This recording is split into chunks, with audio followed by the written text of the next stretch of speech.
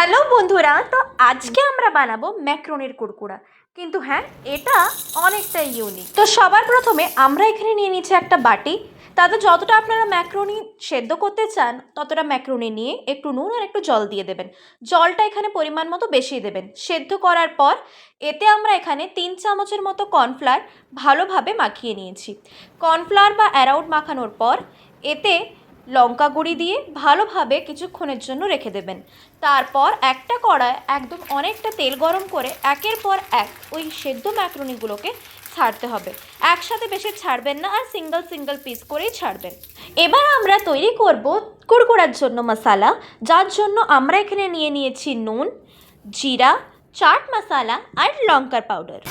ব্যাস, তারপর আর কি, ভাজা ম্যাক্রোনিগুলোকে এই শুকনো মশলা দিয়ে ভালোভাবে আমরা মাখিয়ে নেব।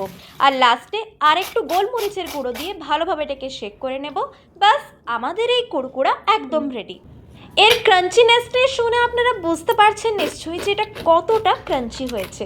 আপনারাও বাড়িতে ট্রাই করুন, আর লাইক, সাবস্ক্রাইব আর শেয়ার করতে ভুলবেন না যেন।